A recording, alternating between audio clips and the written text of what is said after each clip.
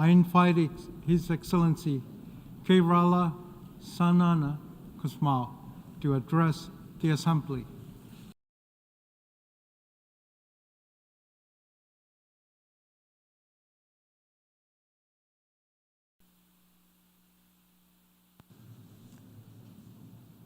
Mr. President, Excellencies, ladies and gentlemen, it is a great pleasure for me to take part in this Summit of the Future.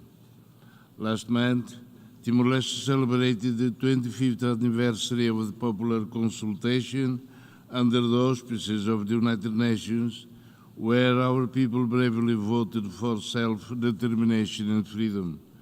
The independence of Timor-Leste was an achievement of the Timorese people, but also a triumph of the international system.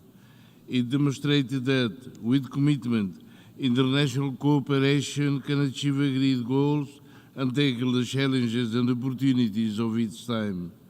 And if today Timor-Leste is a stable, peaceful democracy in transition to development, it is due not only to the constant support of the international community, but also to national efforts of reconciliation and dialogue for peace to secure a peaceful future. We know that without peace, there are no conditions for development. This is why investing in our youth through education, social skills, and responsible citizenship is an investment in sustainable development and lasting peace. Your Excellencies, peace is an abstract concept for many nations. Western Sahara has been waiting for its referendum since 1992. It has been waiting for 32 years.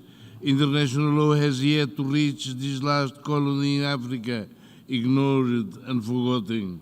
The international community has yet to find multilateral solutions for a future of peace for many nations around the world, from Palestine to Ukraine, from Yemen to Sudan, from the Central African Republic, where peacekeeping forces are there for almost 3 decades, to many other fragile and conflict-ridden countries.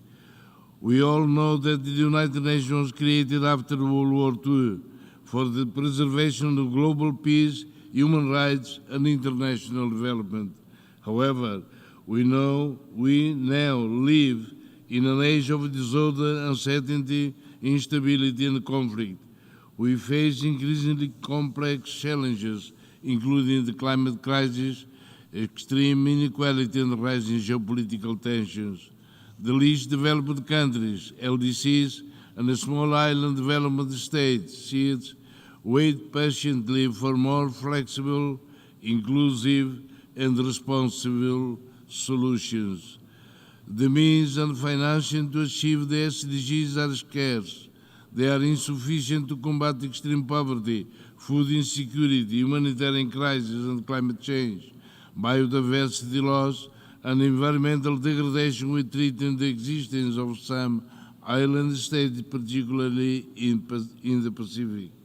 Those who have contributed the least to global crises are the ones who suffer first, suffer most, and often suffer in isolation. They are victims of self-interested international actors and policies that value profit and power more than human dignity. As crises intensify, more and more people are suffering from hunger. The data from the Global Hunger Index is alarming. This when there are only 6 years left to fulfill the SDGs.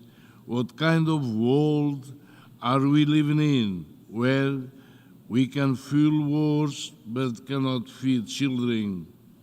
Excellencies, we advocate for a structural reform of the Security Council, which has become obsolete, ineffective, and unrepresentative of today's realities. An international organization is only credible if it responds to current needs and does not remain bound to a mechanism created to address problems from almost 8 years ago. We support the expansion of the permanent members of the Security Council for greater geopolitical, cultural and economic representation and legitimacy. It is difficult to realize principles of transparency, accountability and trust while rich and developed countries continue to make decisions for poor and developing. I thank the Prime Minister of the Democratic Republic of Timor-Leste